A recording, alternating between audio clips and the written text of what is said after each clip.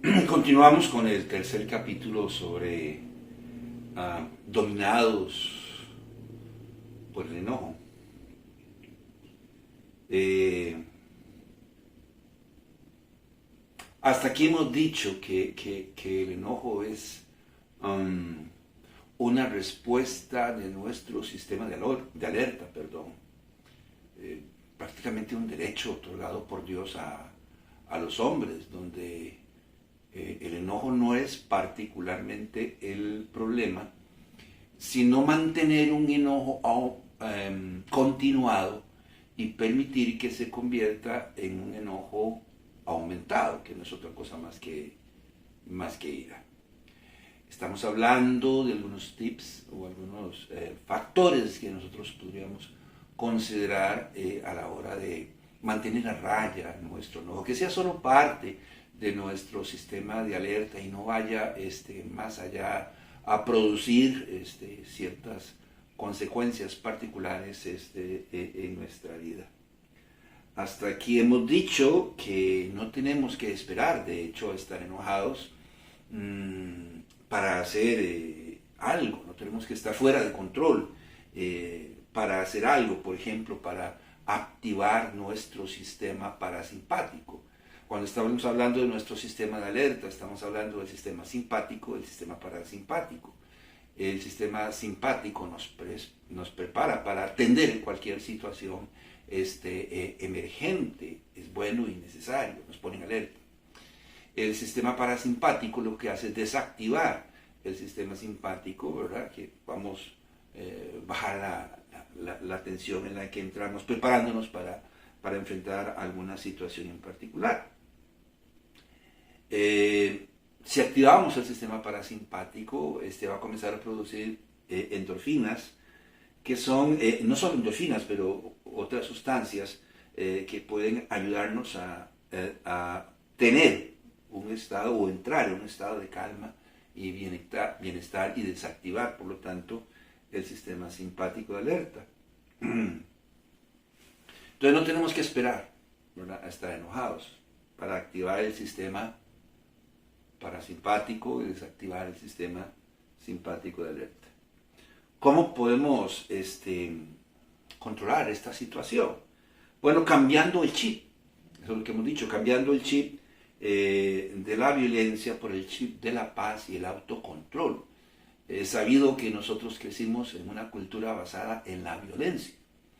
Nos acostumbraron desde pequeños, desde niños, a reaccionar ante las situaciones y a reaccionar violentamente, inclusive con pequeños estímulos, ¿verdad? Ya, reventamos, explotamos, decimos, gritamos, hacemos. Entonces, lo que tenemos que hacer es simple y sencillamente cambiar el chip de la violencia por el chip de la paz y el autocontrol, haciendo del autocontrol una cultura, un modus vivendi.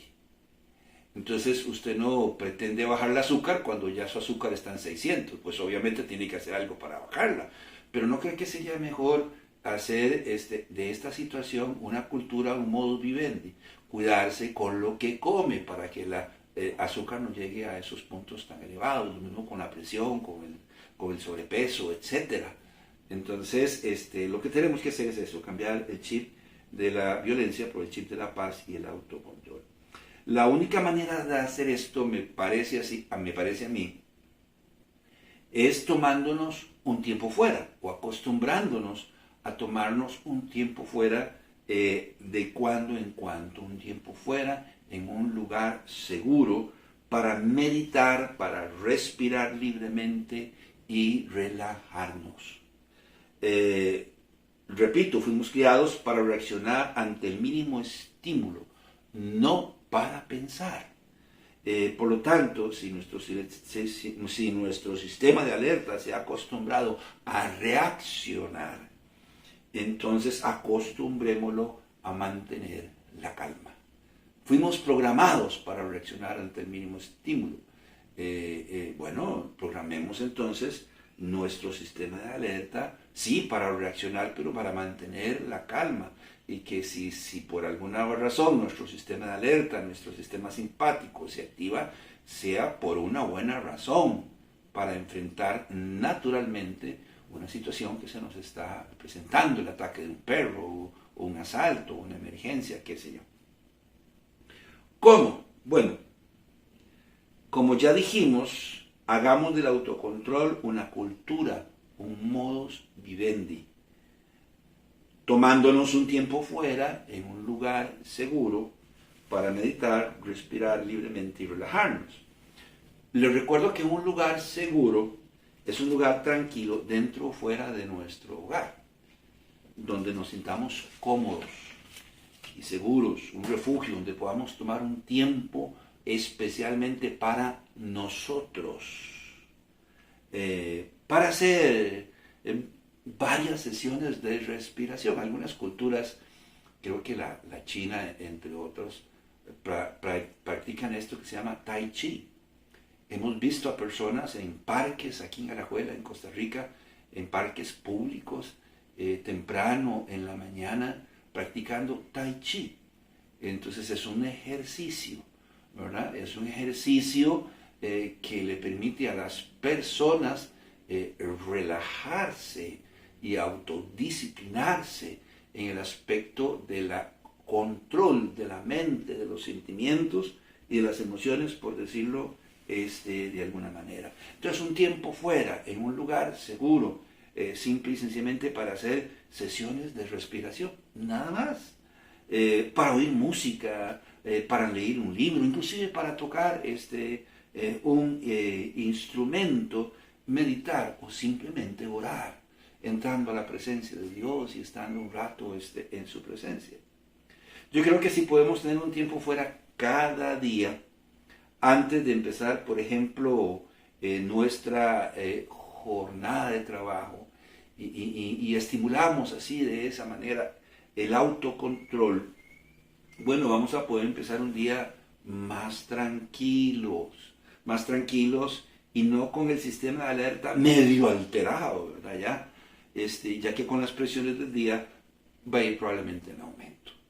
Si usted sale de su casa a atender la jornada diaria, parada de uñas o parado de uñas, como decimos nosotros, y sale a la calle, se encuentra con los trajines del día, las filas en los buses, el corre-corre, la gente en la calle, el tránsito, entre otras situaciones. Cuando usted llegue a su trabajo, óigame, probablemente usted ya está así.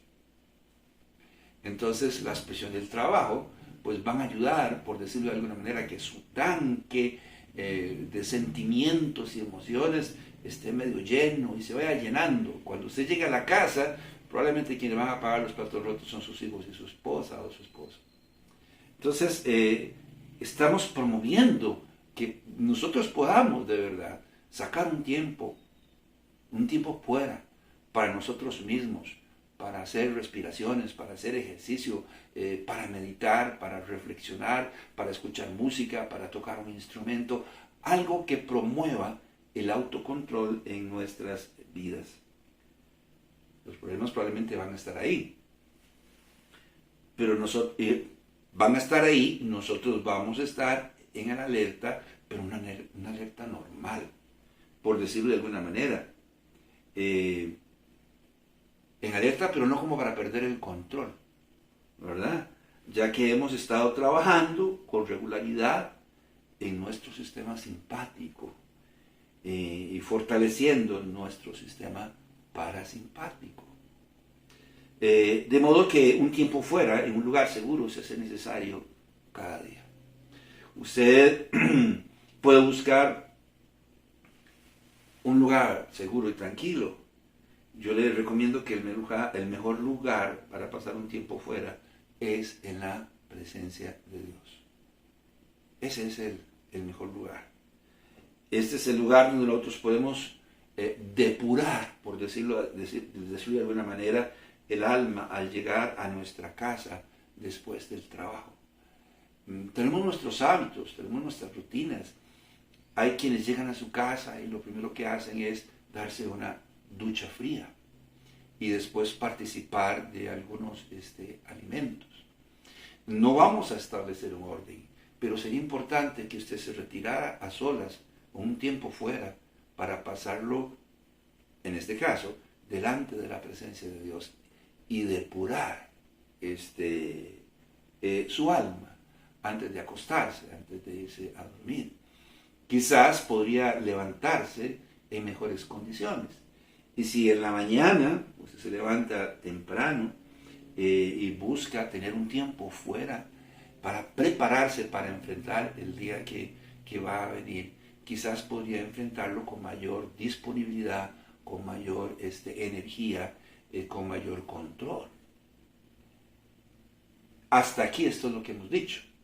En este capítulo diremos que debemos pensar, entre otras cosas, si realmente vale la pena no enojarnos, sino si realmente vale la pena estar enojados. Porque siempre estamos de mal humor, siempre estamos enojados, cualquier pequeña cosa ya actuamos y reaccionamos. Entonces, en este capítulo, la primera cosa que vamos a hablar y decir es, mira, deberíamos pensar si realmente vale la pena estar enojados todo el tiempo o permitir que el enojo se convierta en un enojo aumentado. Y cuando estamos hablando de enojo aumentado, estamos hablando de ira. Y la ira siempre nos va a llevar a la violencia. Y la violencia a hacer cosas de las cuales probablemente nos vamos a arrepentir posteriormente. Versus las consecuencias que vendrán por darle rienda suelta al enojo, o en este caso, a la ira. Las consecuencias que vamos a tener que sufrir dentro de nuestro matrimonio, dentro de nuestra familia, ya bien sea con nuestros hijos o con nuestros padres, o en nuestra vida en general, en nuestra calidad de vida, en nuestra salud, por ejemplo.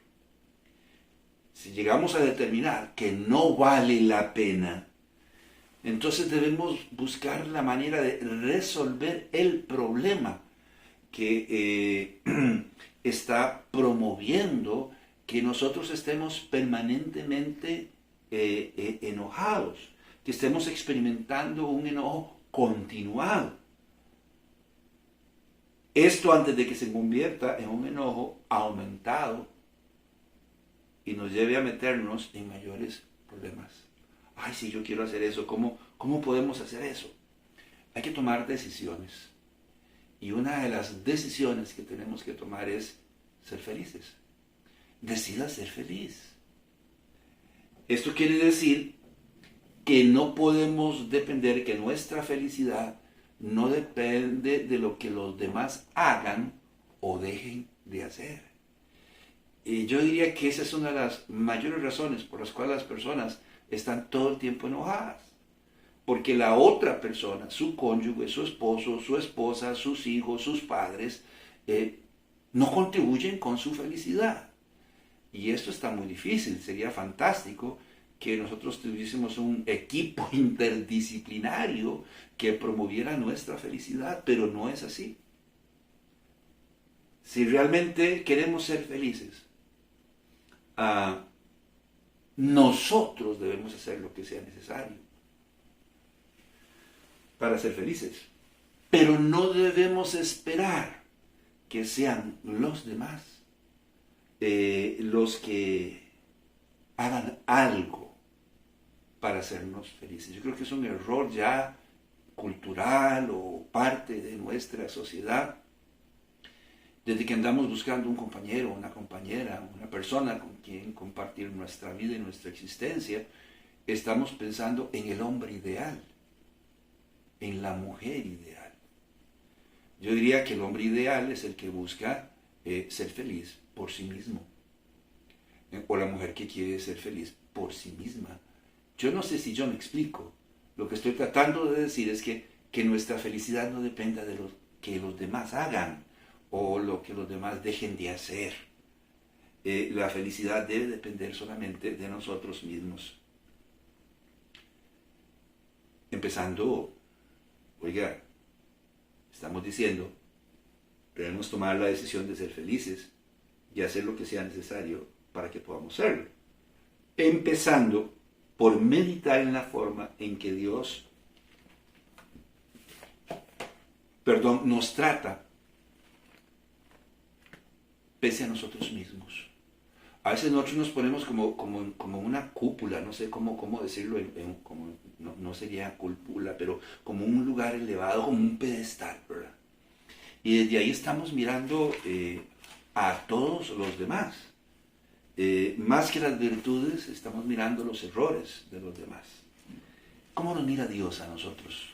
Les recuerdo que Dios es el Ser Supremo, por eso se le llama el Altísimo, el Todopoderoso. ¿Cómo nos trata Dios? Pues dice la palabra de Dios en el libro de los Salmos, en el capítulo 103, en el versículo 8. Misericordioso y clemente es Jehová, lento para la ira y grande en misericordia.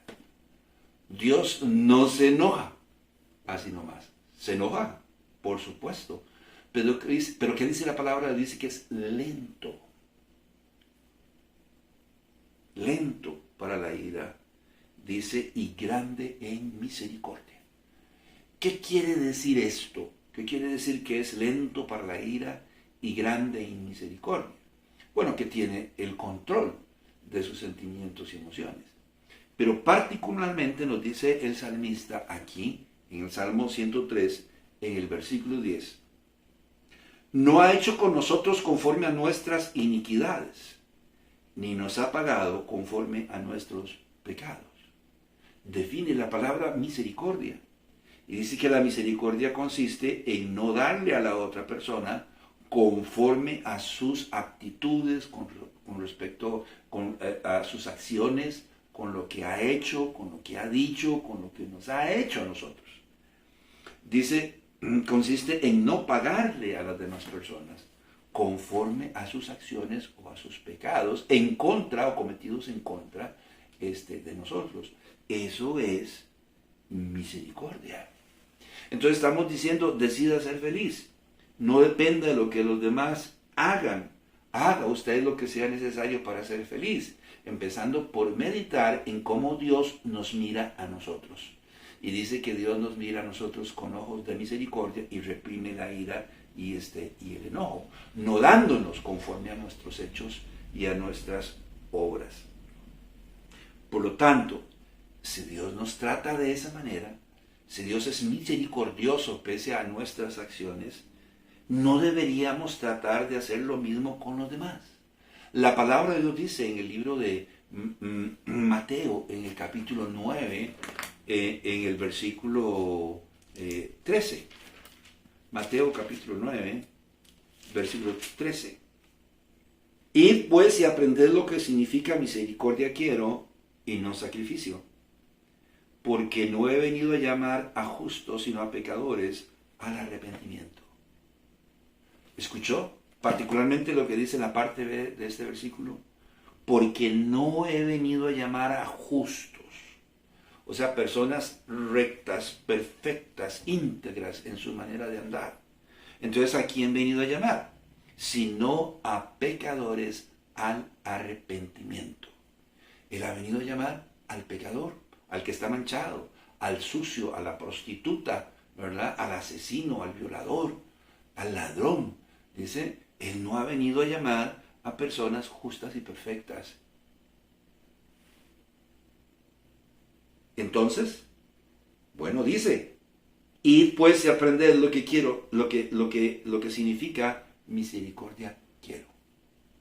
Y no sacrificio. A veces somos buenos en pagar nuestros diezmos o nuestras ofrendas con sacrificio, ¿sí? Todo por el Señor, claro que sí.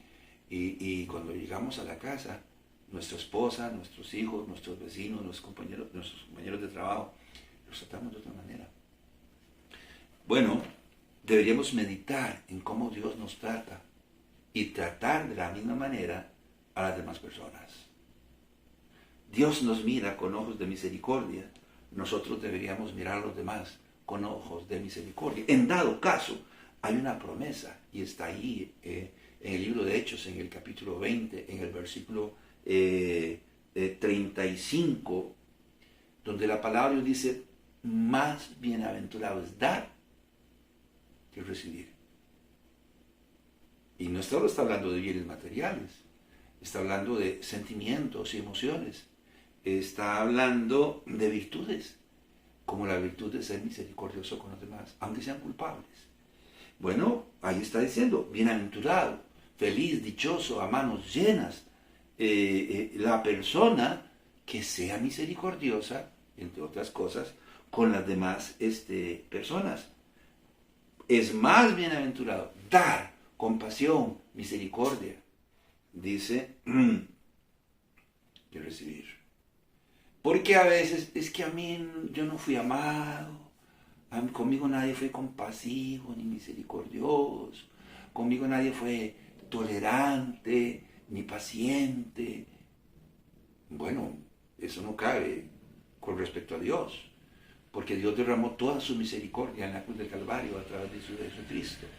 Nadie ha hecho eso por nosotros, dar a su Hijo por nosotros que somos pecadores. Entonces Dios sí ha sido compasivo y misericordioso cada día. Entonces si Dios es misericordioso y compasivo con nosotros cada día, entonces ¿por qué no serlo con los demás? Dice la palabra de Dios en el libro de Mateo, en el capítulo 7, en el versículo 12. Mateo, capítulo 7, versículo 2. Dice la palabra de Dios así.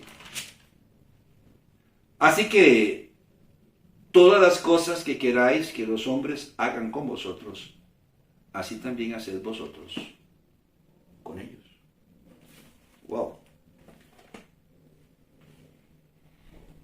¿Qué quiere decir esto? Que debemos procurar ser asertivos.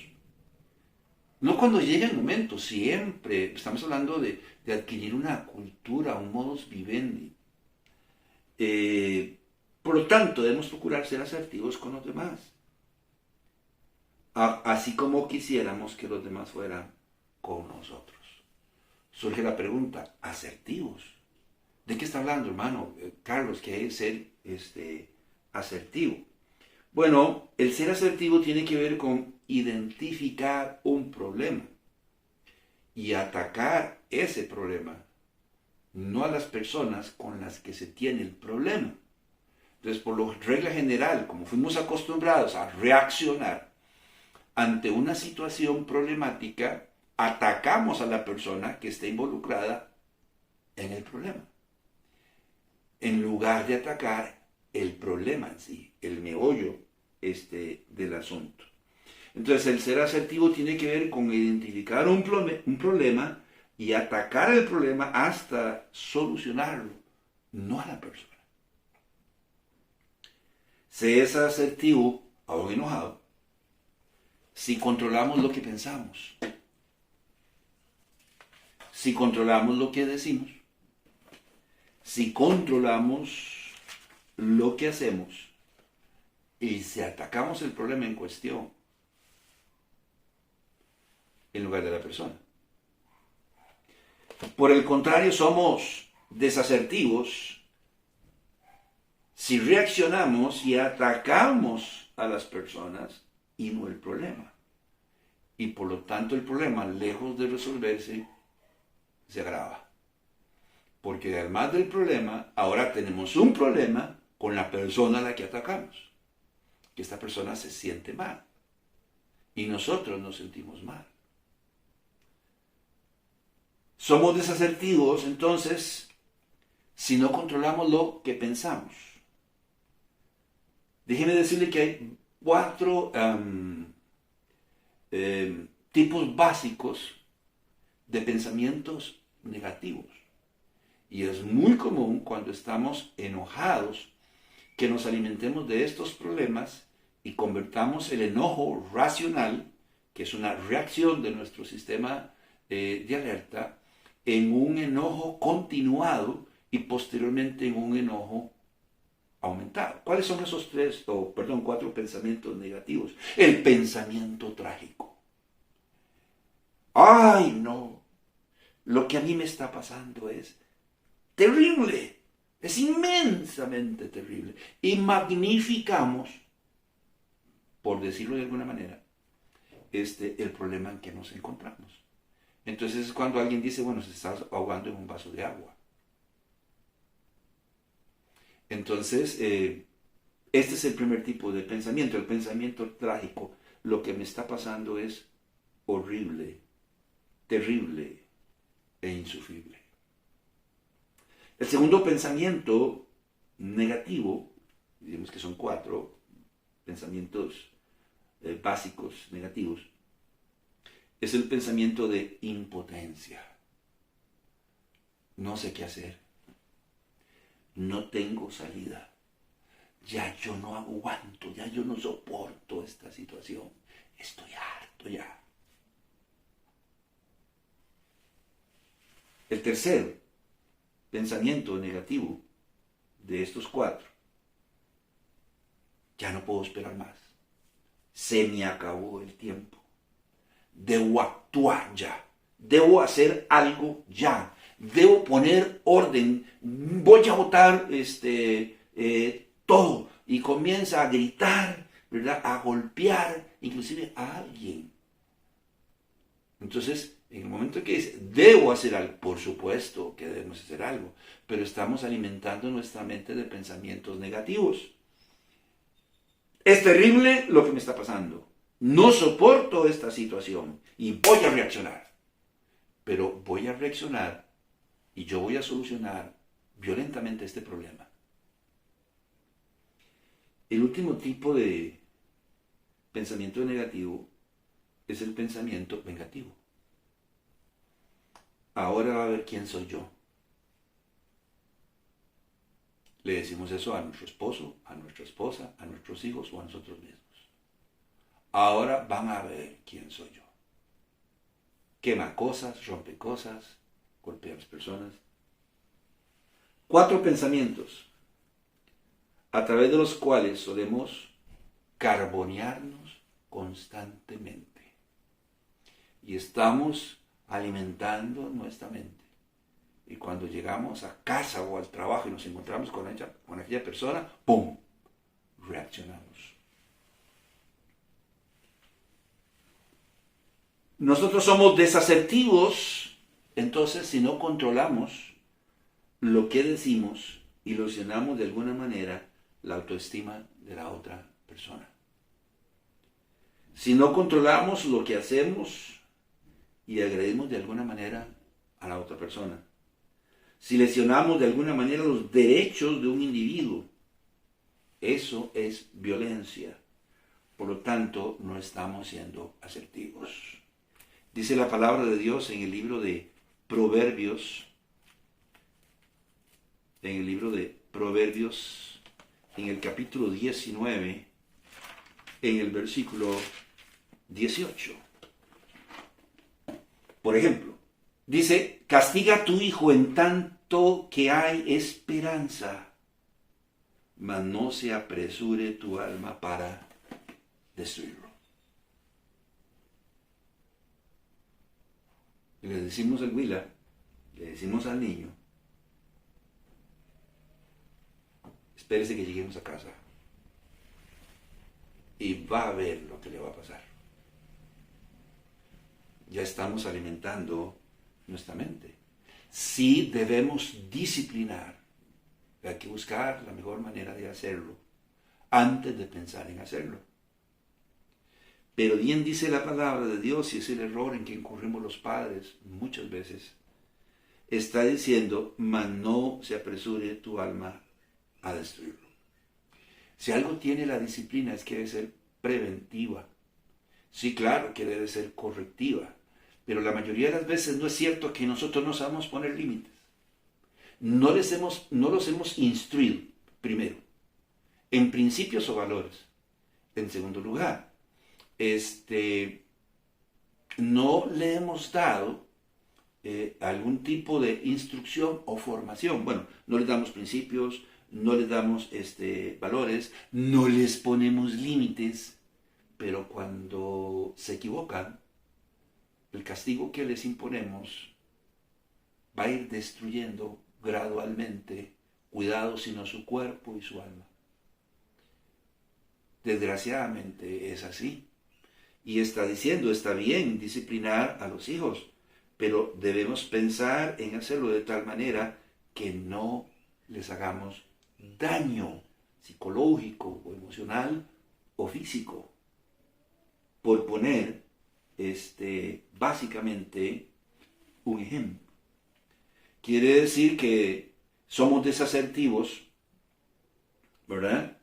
Somos desasertivos si de alguna manera lesionamos los derechos de algún individuo. Por ejemplo, en este caso, los hijos. Si a todo esto, ¿verdad? Que estamos constantemente carboneándonos con pensamientos negativos, si a todo esto le añadimos las usuales ideas machistas de siempre, ella o eres mío, es mi mujer, mi esposo, mi esposa, es mi hijo, es mi casa, mi carro, etc. Y además de todo esto, tomamos algún tipo de sustancia psicotrópica, llámese alcohol, drogas, medicamentos. Y usamos armas, estamos en un verdadero peligro. Nosotros y quienes nos rodean. Somos un caldero, somos una olla de presión. Y en cualquier momento podemos explotar. Esto por cuanto la ira siempre nos va a llevar a cometer algún tipo de acto de violencia, lo queramos o no. Repito, hemos sido habituados y acostumbrados a reaccionar. Y nuestro sistema simpático está programado para reaccionar y actuar sin pensar y decir lo que tenemos que decir y hacer cosas que nos llevan a la violencia. Estamos acostumbrados.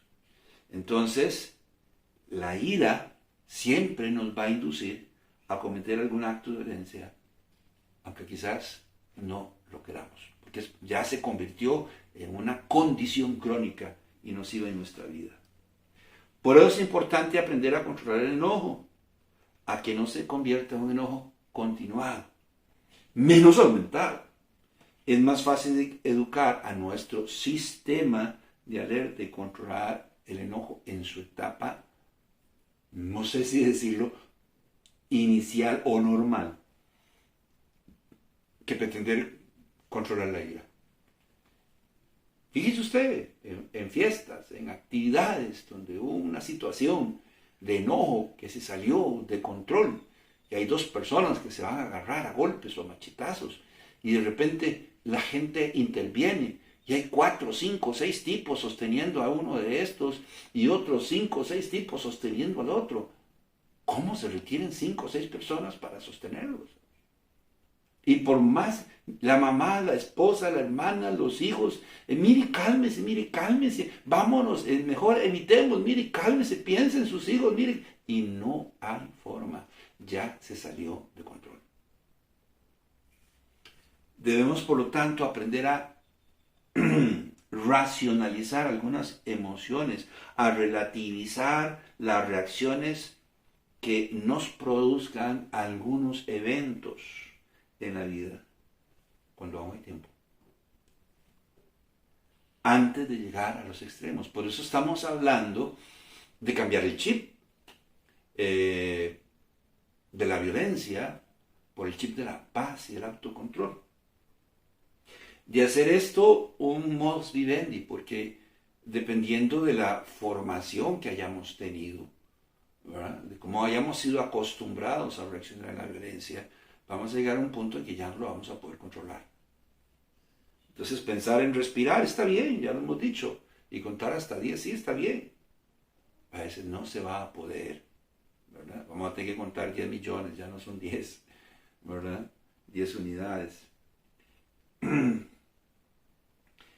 En caso contrario, la agresividad y la ira, si no lo hacemos, nos puede conducir a un estado permanente de alerta que puede generar malas experiencias personales. Yo creo que eso es lo que ya está pasando.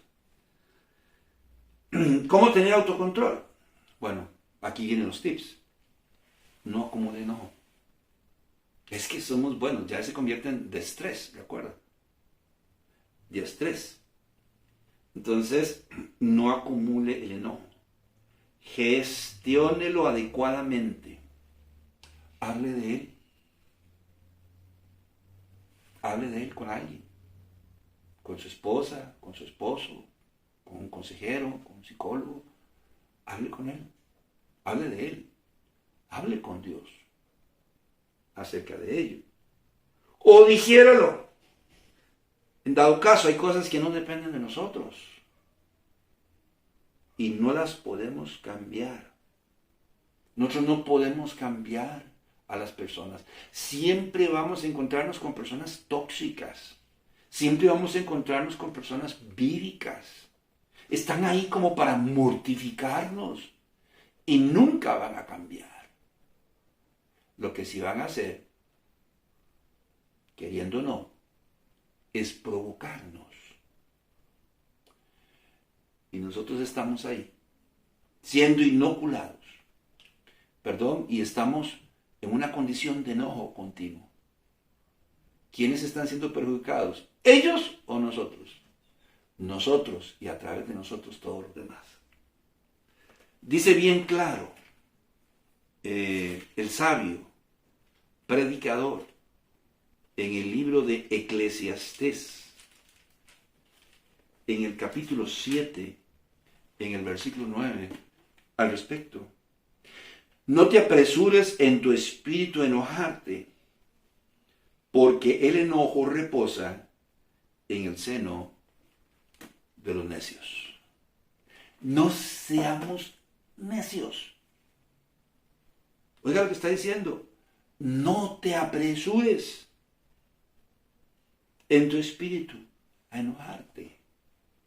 Las consecuencias pueden ser gravísimas. Entonces, no acumule el enojo. Busque desahogarse. ¿Cómo? Hablando de él.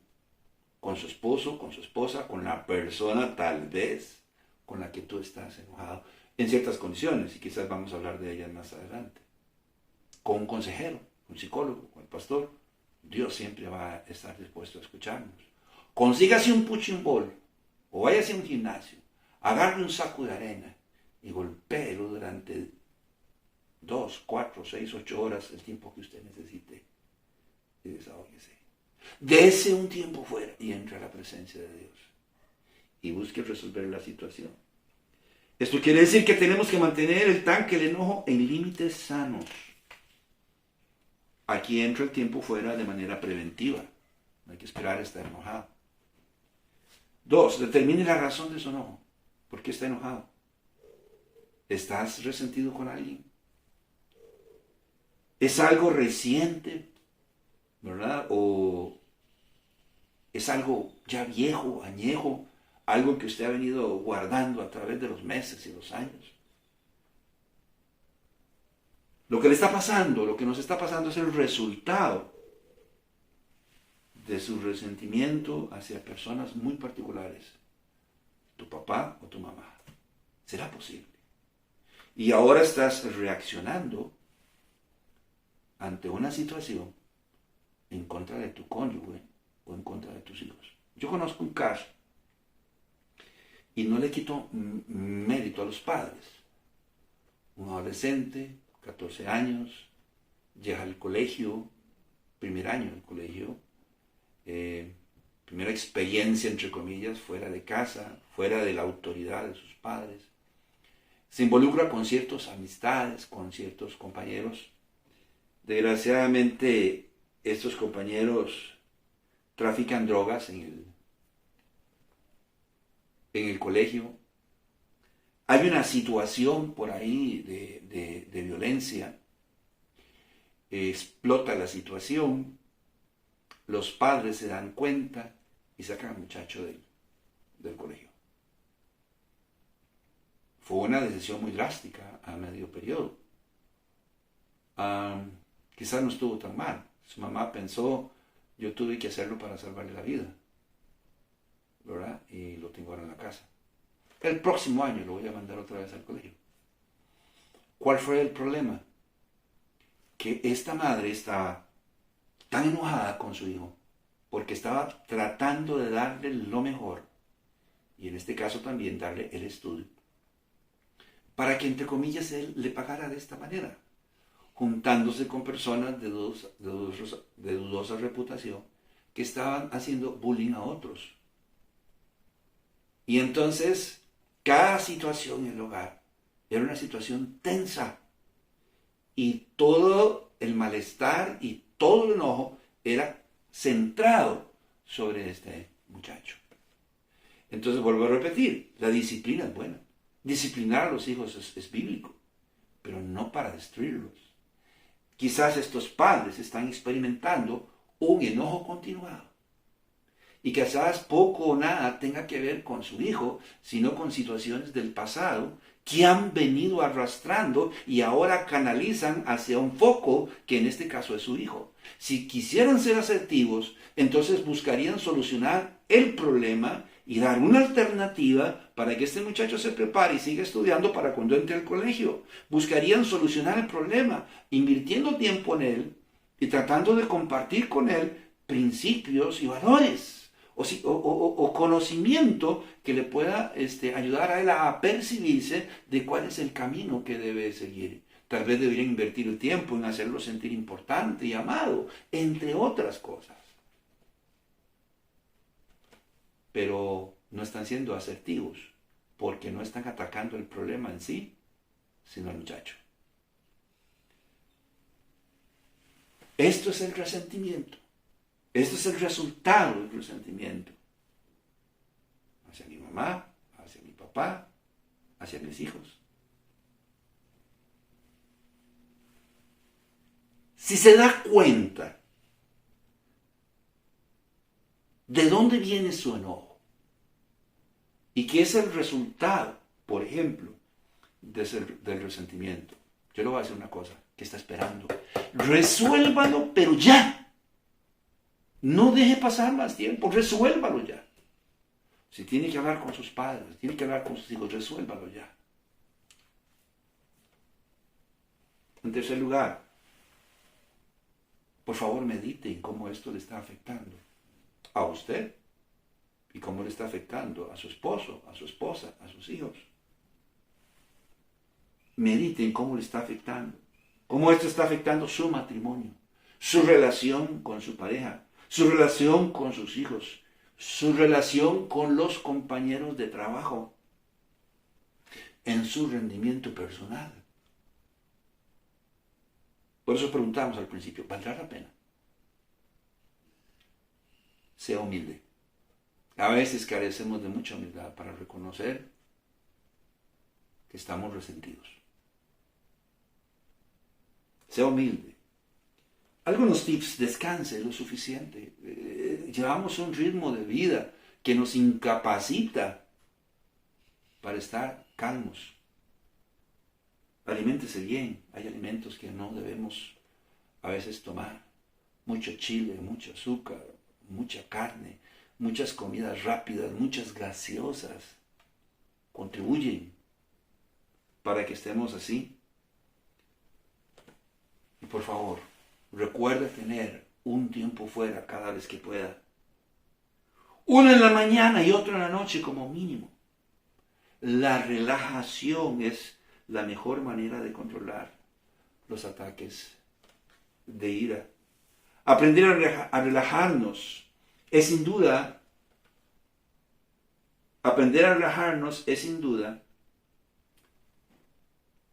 un ejercicio diario. Ya vuelvo a repetir, no espere estar enojado. Aprender a relajarnos, sin duda, es un ejercicio diario. Por lo que debemos crear todo un sistema alrededor de él, una filosofía preventiva. Dice la palabra de Dios en 1 Timoteo 4, 7 al 8, usted lo puede buscar. Pero en resumidas cuentas, el apóstol Pablo dice: ejercítate para la piedad. Nosotros siempre, por lo general, esperamos estar enojados para ver si hacemos algo. para ver si hacemos algo y la mayoría de las veces no estamos pensando en hacer algo, solo exteriorizar nuestro enojo. Pablo dice, ejercítate para la piedad.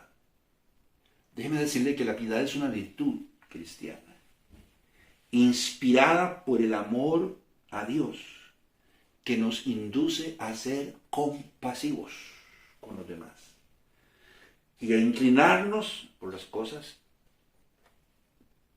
espirituales. Eclesiastés,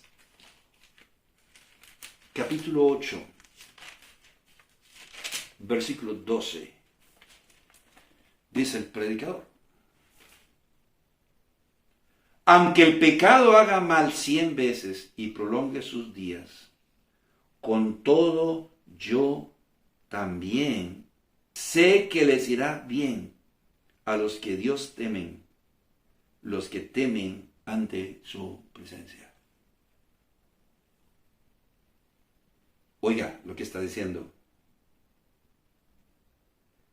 Yo también sé que les irá bien a los que temen a Dios, los que temen ante su presencia.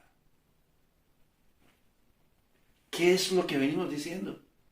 Que deberíamos meditar en la forma en que Dios nos ve y trata con nosotros. Él nos mira con los ojos de misericordia y no nos paga conforme a nuestros pecados. Que nosotros debemos mirar con la misma actitud a los demás, que debemos ser asertivos. Bueno, ahora Pablo dice, ejercítate para la piedad. Y la piedad es la virtud cristiana que está inspirada en el amor de Dios hacia nosotros, que nos induce a ser compasivos con los demás. ¿Será que nuestra relación con Dios no anda bien? ¿Será que no es muy a menudo que entramos a la presencia de Dios? Contemplamos su gloria y magnificencia. ¿Será que estamos tan alejados de Dios que somos incapaces de sentir su amor por nosotros, su compasión, su piedad y su bondad? Por eso no podemos ser igualmente compasivos con los demás. Pues Pablo está diciendo, ejercítate para la piedad. De nuevo, aprendamos a tener un tiempo fuera, un espacio de esparcimiento solo para nosotros, para leer, para escuchar música, para tocar un instrumento musical, para caminar, para respirar, para ejercitarse o para orar. Donde orar quiere decir hablar con Dios. Pero no guarde rencor y aprenda a perdonar. En algún estudio por ahí está en el canal, hablamos alguna vez sobre el perdón. Y la falta de perdón, si algo hace, es desfigurar nuestro carácter, nuestra personalidad. Nos volvemos celosos, negativos, posesivos, enojones, iracundos, temperamentales. Por favor, no guarde rencor y aprenda a perdonar. A veces el resentimiento en la vida de una persona podría llevarlo al enojo, a un enojo continuado, que puede convertirse en un patrón de vida. Por lo tanto, perdonar y perdonarse a sí mismo podría ayudarnos significativamente. Recuerda lo que dijimos, decida ser feliz. Mientras sigamos guardando resentimiento y rencor, mientras seamos incapaces de perdonarnos a nosotros mismos o perdonar a los demás,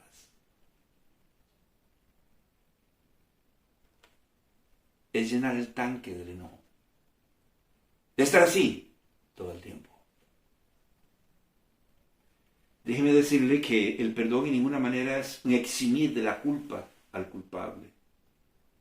El perdón es un poder divino que nos es conferido por Dios, el cual consiste en mirar con ojos de compasión y misericordia al culpable. Tú eres culpable. Me has hecho mucho daño, pero ya no voy a estar enojado más contigo.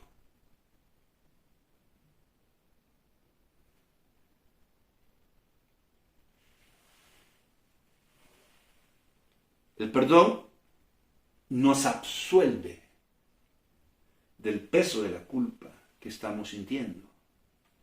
Por lo tanto, el perdón es un tónico restaurador que viene a fortalecer nuestro sistema de alerta.